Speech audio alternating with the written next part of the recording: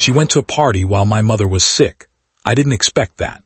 Music. The hospital corridor smelled like antiseptic and cold coffee, and I remember counting the floor tiles because counting was easier than thinking. My mother's oxygen monitor beeped somewhere behind that door, steady, stubborn, alive. I had been there since 6 in the morning, my phone buzzing every so often with messages I wasn't reading, until one notification stopped me cold. A photo. Myra laughing under string lights, a drink raised, tagged at Priya's birthday party. 3 hours after I'd texted her, "Mom's oxygen dropped, I'm scared, can you come?" I stared at that photo the way you stare at a crack spreading across glass, waiting for it to either stop or shatter the whole thing. It didn't stop.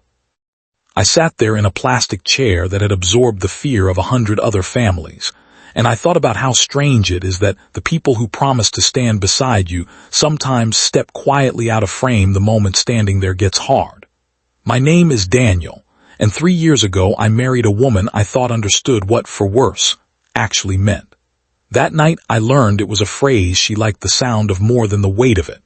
Let me back up, though, because this wasn't really about one party.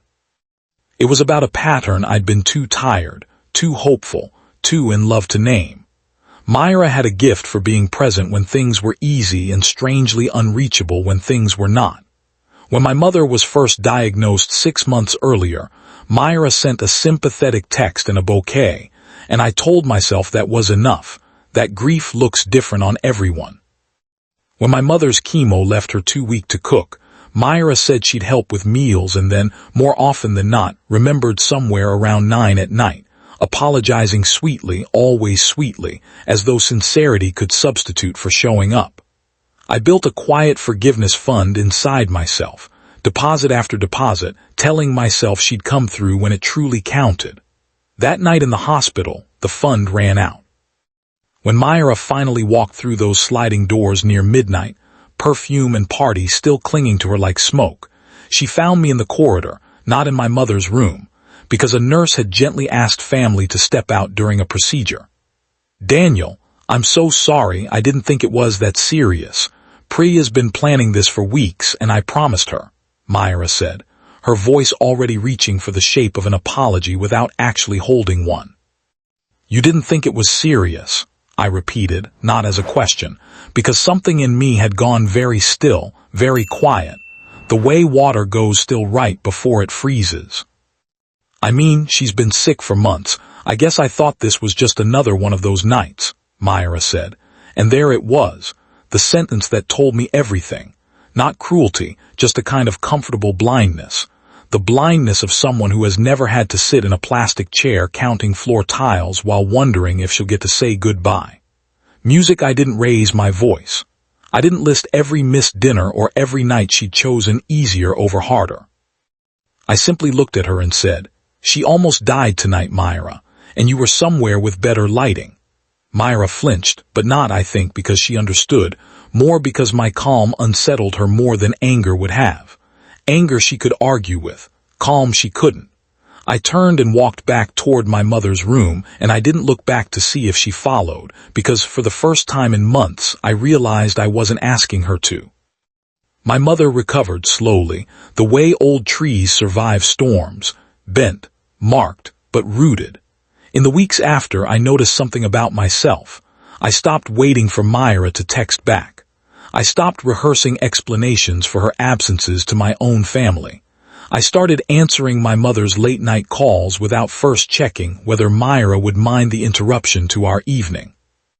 One Sunday, packing a small bag of my mother's things to take her home from a follow-up appointment, I realized I was also, without quite deciding to, packing a bag of my own, not out of the house yet, but out of the marriage piece by piece, the way you empty a drawer you've quietly stopped needing. Myra noticed the distance before I said anything aloud. "Are we okay?" She asked one evening, and there was real fear in her voice this time, the fear of someone who senses a door closing but doesn't yet understand why. "I don't know if we ever really were," I told her, gently, because there was no need for the conversation to be a fight.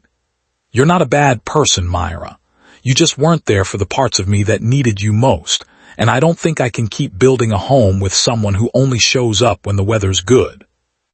She cried and I let her, because grief deserves witness even when it's grief for something you caused. But I didn't reach for her the way I used to. I had learned, in that fluorescent corridor, that love isn't measured by how someone behaves at a birthday party. It's measured by whether they come when the room goes dark. Music 6 months later, my mother sat across from me at her kitchen table, stronger now, her hand steady around a cup of tea, and she asked how I was doing since the divorce papers had finalized. "Lighter," I told her honestly, like I put down something I didn't know I'd been carrying uphill. She smiled the small, knowing smile of a woman who has survived more than one storm and said, "You always did wait too long to set things down, Daniel." She wasn't wrong. I think about that hospital corridor sometimes, not with bitterness anymore, but with a strange kind of gratitude. It taught me the difference between people who bring their light into your darkest rooms and people who only ever meet you where the lights are already on. I don't hate Myra. I hope wherever she is, someone teaches her what showing up actually means before it costs her something she can't get back. As for me, I've learned to notice early now who dims when things get hard and who leans in closer. Because in the end, the people worth keeping aren't the ones who show up for the party. They're the ones who sit beside you in the dark, counting tiles, waiting for the doctor to open the door.